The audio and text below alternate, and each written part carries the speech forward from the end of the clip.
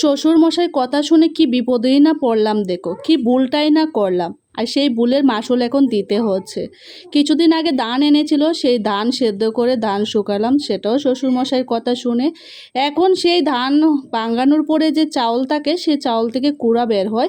তো চাউল ঝাড়লাম, তারপর কুড়া বের হলো। সেই কুড়াটা আমি বলেছিলাম ফেলে দেই, কারণ এখানকার মানুষ সবাই গ্যাসের চুলায় রান্না বান্না করে, এখানে আর কুড়ার প্রয়োজন নেই। কিন্তু না, বললো এখানে রেখে দাও, কেউ আসবে বা কোনো কাজে লাগতে পারে, সেই ভেবে আমি বস্তার ভিতরে কুড়াটা রেখে দিয়েছি।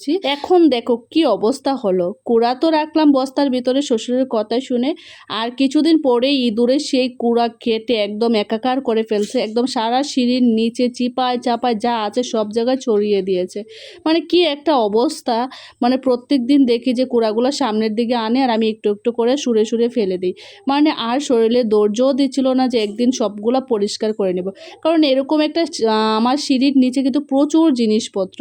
যেহেতু হচ্ছে ধান বন করে বাড়িতে, এখানে করে না, মানে বাড়িতে করে। এখানকার অনেক জিনিস আছে ধান বন করার জন্য যে জিনিসপত্র লাগে, সেগুলো অনেক কিছু আছে এখানে। তো সিঁড়ির নিচে তো এমনিতে ঝামেলা। দেখো কি অবস্থা, গরমের মধ্যে আমি দাঁড়াতেও পারছি না। এই জায়গাটা এত ভারী, এখানে চালের ডাম ডুম, মানে এত ভারী ভারী জিনিসপত্র আমি টেনে টুনে মানে কোনো রকম পরিষ্কার করবই ভাবছি, যেহেতু আজকে শুক্রবার। এই যে দেখো, এটার মধ্যে পুরোটাই চাউল।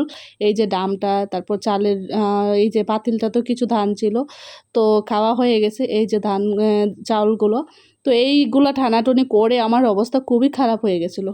যেহেতু 3টা অপারেশন, মানে আমি একটু টানা হেঁচড়া করলেই আমি দেখা যায় বিছানা থেকে আর উঠতে পারি না। এই ধানগুলো যখন সেদ্ধ করেছিলাম তখনও খুবই খারাপ অবস্থা ছিল আমার শরীরে। ধান সেদ্ধ করার পরে, ধান শুকানোর পরে দেখা গেছে যে আমি বিছানা থেকে একদম উঠতেই পারছিলাম না, একদম নড়াচড়া করতে পারছিলাম না, বসলে উঠতে পারছি না, বা মানে একদম হাঁটাচলা করতে পারছি না, এরকম অবস্থা ছিল।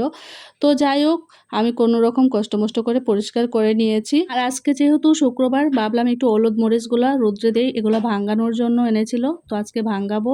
অনেকদিন আগেই এই হলুদ মরিচগুলো এনেছে, কিন্তু হচ্ছে আমি শুকিয়ে শুকিয়ে রেখে দিচ্ছি, ভাঙানোর আর সময় হচ্ছে না। মানে আমার যে ভাঙানোর, ছেলে মেয়েকে স্কুলে আনা নেওয়া করে, সংসারে কাজ করে, দেখা যায় যে আর সময়ই থাকে না এগুলো ভাঙানোর। তো আজকে ভাবলাম যে এগুলো রোদ্রে দিয়ে একদম শুকিয়ে তারপর একদম সাথে সাথে আজকেই ভাঙিয়ে নিয়ে আসবো, না হলে কিন্তু আর ভাঙানো যাবে না।